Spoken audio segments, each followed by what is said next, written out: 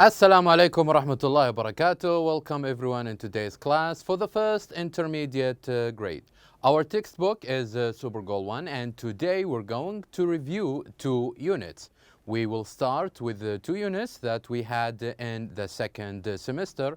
So this lesson will be presented by me, teacher Mazna Harbi, and the sign language by Mr. Salih Al-Ajan. So let's begin. Our unit that we're going to review for today is the second unit in the second semester, which is Where Do You Live? And you remember that in this unit we talked about one theme, which is the neighborhood. And we have talked about neighborhoods from different parts of the world. And we said that, what do you mean by neighborhood? It's a specific area inside a city. And we gave an example of the neighborhood we have in Riyadh.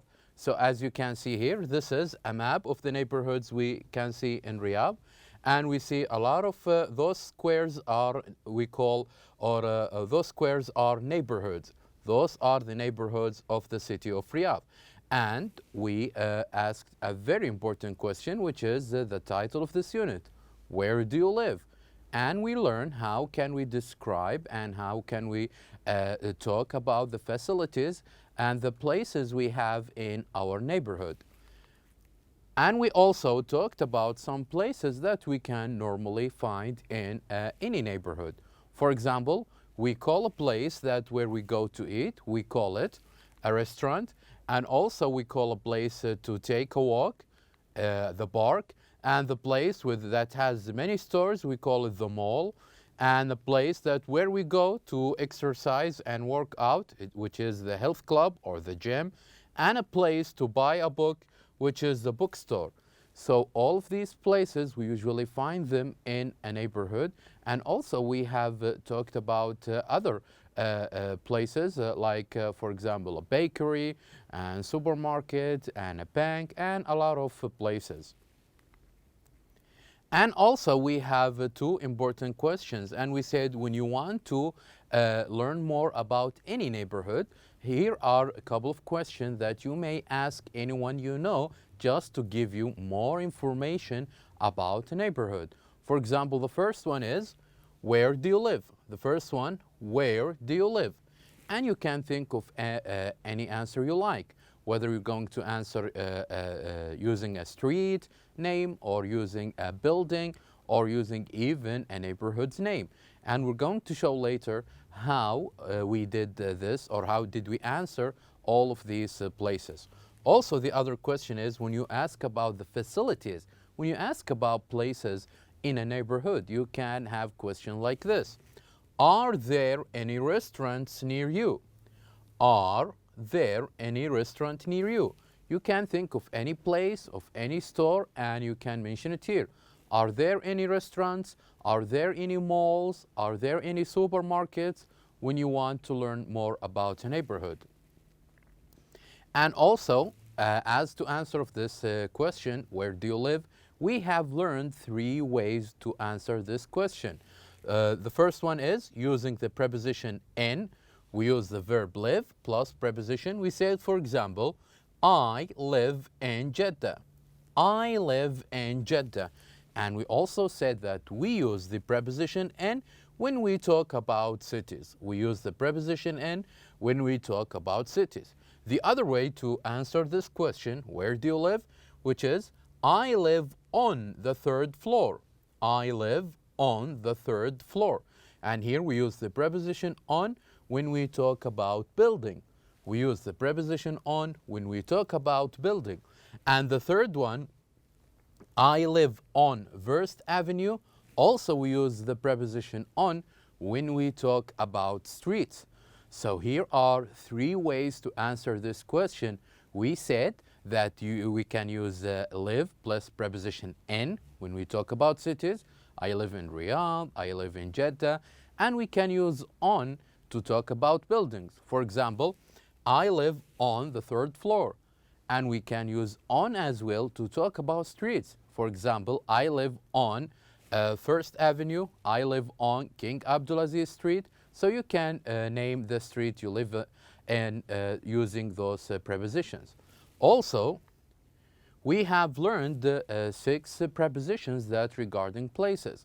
For example, the first one is across from, and we use this when we talk about a place that is opposite another place, and also between. And we mean by between when there is a place between, or a store, for example, between 2 stores, and he is between them. And also next to, which is side by side, next to a place. And on, when we say, for example, on the corner, we use this preposition to talk about places that are on the corner.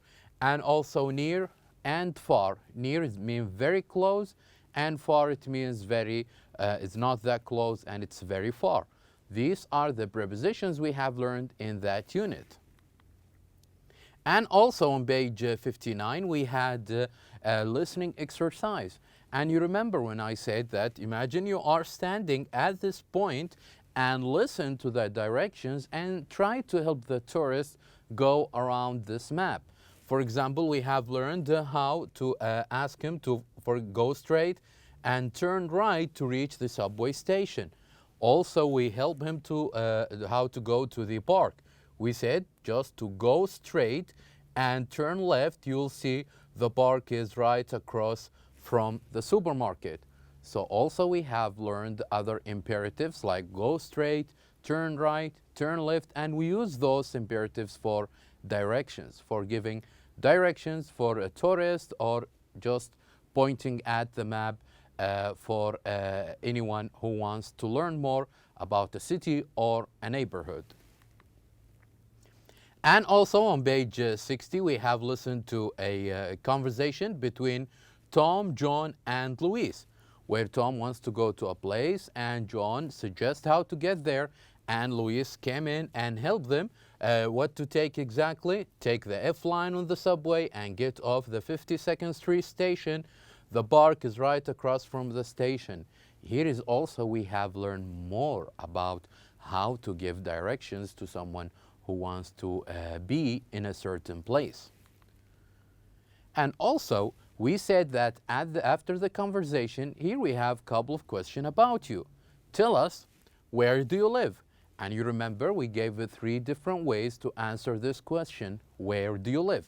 Also, what is your neighborhood like? Describe your neighborhood. What are the facilities that you have in your neighborhood? For example, supermarkets, or a gym, health club, bookstore, parks. You can talk about these things. And also, what places are there in your neighborhood? Talk about these places that you have in your neighborhood, just to learn more about them and how to describe your neighborhood. Also, on page 61, we have read a text, a very interesting text from these 2 young guys. The first one is Francisco, and he talks about his neighborhood and how friendly it was. He living in Mexico, and he said we have one of the landmarks in our neighborhood, which is the Blue House.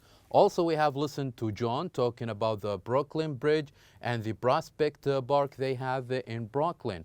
So also we have answered question about comparing our neighborhood with their neighborhoods, just to find some similarities and differences between our neighborhood and theirs. And also on page 62 we had a writing exercise where we said that, or where we read an email from a friend, Robert, to talk about his neighborhood. For example, Robert said in his email that we have, there is a supermarket, we have stores, bank, and near my neighborhood there is a famous palace, and we can walk every day. We have bus, but we walk every day to the school. So he talks about his neighborhood, the places that he has in neighborhood, and also I ask you to write similar email to Robert to write about your neighborhood. And also, as of the information, a very important technique that we need to use when we write our email, which is the personal pronouns. When we said that when you mention someone's name, you don't have to mention it twice. You can use instead a personal pronoun. For example, if you remember, we said, I live in a nice neighborhood it has friendly people. So here we use the personal pronoun it to not mention, so we cannot mention neighborhood again. So it here, it's the same as neighborhood. Instead of saying, I live in a nice neighborhood, the neighborhood has a friendly people, no, we can use it or a personal pronoun instead. Also for the second one, we use they instead, they instead of the houses. And also we use they here again instead of my neighbors. And the last one, we use we instead of my neighbors and I. So this is a better way to write an email, to use those personal pronouns. And also on page 63, we had a very interesting function, which is the comparison. And we said that we have two types of comparisons. The first one, we call it comparative, where we can compare between two things or two people. And the second type is the superlative, where we compare between more than two things or two people. For example, we said that when we want to compare between two things or two people, we use adjective and we add to it er. For example, the hotel is tall, the hotel is taller than the office building. And if we have an adjective that is long, we can use more before. We can say, for example, the subway is convenient, the subway is more convenient than the bus. This is the rule of comparing between two things or two people. What about the superlative? Do you remember what do we say about the superlative, where we compare between more than two things or two people? We said that we use the adjective plus es and t. For example, the hotel is the tallest building in the city. And if it's if the adjective is long, we can use most before the adjective. We can say it is also the most modern. It is also the most modern. So this was a very interesting rule to learn about comparisons and how can we use them when we write or even when we speak. As the other unit we had on page 64, it was what are the people doing? So we have on that page, we have read about a helpline company, and we said that we gave an example of a helpline company we have here in our country. We said that helpline services could include the police, could include the ambulance, could include the civil defense, or even any company that has customer service. And we said that their job is for people to ask questions and find out or talk about something. So when you have an issue, you use the helpline. You call the helpline to ask for something and to try to get help. So we gave an example of this, and also we have read about too many people on that page. They have, for example, those people, each one of them is doing something different. For example, we said the first one, or the picture number one, Ken was watching TV, Ryan is surfing the internet, Matt is talking on his cell phone, Frank and Jason eating sandwiches, Mike and Darren are reading magazines, George and Peter are looking at maps, Henry is writing an email to a customer, Bidru is speaking to a customer, Jamal is working online, and Colin and Brian are chatting. So we said we have seen different people doing different things, and also we added more examples of those people who on that picture on page 64 and 65. And also as a pair work, we said that if you want to ask or if you want to know what the people are doing in that picture, you can have a simple question. You can form a question just to learn more about what the people are doing in that picture. That question was like, what is Ryan doing? And you can change Ryan with any name you'd like. What is Ryan doing? What is John doing? What is Ken doing? Okay. And we said that if you want to ask about more than one person, you can use the following. What are Frank and Jason doing? What are Ken and Ryan doing? You can add as many people as you like. We have learned this. And also another important thing when we talk about the present progressive tense. And we said that this is a very important tense, and we use the present progressive tense for the actions or for the things that are happening right now, right at this present moment. And also we have written the form. How can we write a sentence in the present progressive tense? We said, for example, we start with the subject, I, he, she, it, you, they, we. And each subject has its own verb. For example, with I, the auxiliary verb is am, and he, she, it, the auxiliary is. And you, they, we, the auxiliary we use are. So these are the subjects and followed with their auxiliary verbs. So what comes after the subject and the auxiliary verb? Here in at this point, it comes the verb and the ing addition. We add it to the verb. And why do we add it? Because we are talking about the action that are happening right now, right at this moment. So we have given many examples. For example, he is studying now. They are listening now. I am talking now. We gave many examples of this. And also, if you remember, I gave you an example about how to use contractions. So we can say, for example, I am studying now, or we can say I'm studying now. We can say you are studying now, and also we can use contraction by saying you're studying now. And and the rest, we can use them the same. He is, his, and she is, she's, and so on. Also, as with the negative form, if we said that when you want to add not to indicate a negative sentence, where do we put the negative or the negative word? We use the not after the auxiliary verb. So the sentence will be, he is not studying now. They are not studying now. I am not studying now. So no matter what the auxiliary is, we use not after the auxiliary verb. Whether we use I, he, she, you, they, or we use not after the auxiliary verb. And also how to make questions in the present progressive. We said that we use them by adding the auxiliary verb in the beginning. For example, if we want to ask about myself, I would use am I. And if I want to ask about you or they or we, will use are in the beginning. And if I want to ask about him or her, I would use is. For example, am I studying now? Are you or are they or are we studying now? And is he or is she studying now? And this is how can we make question in the present progressive tense.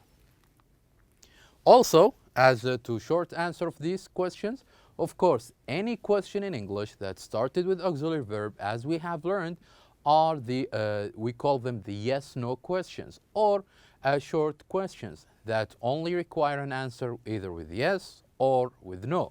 As we can see here, either we say when we have or when we use those auxiliary verb am, are, or is, the answer will be either with yes, I am, or yes, he is, yes, you are, or no, I am not, or no, he is not, or no, you are not. So this is how can we answer with a yes or no questions. And also on page 68, we have listened to Logan and Danny talking about their schedules, talking about their activities. And each one of them talks about the activities that he would like to do. And each one of them also talks about their favorite city, when Danny said that he likes Seattle. And after this, in the reading section on page 69, we have read about the teenager's favorite place. And we agreed that the teenager's favorite place, based on studies, was the mall.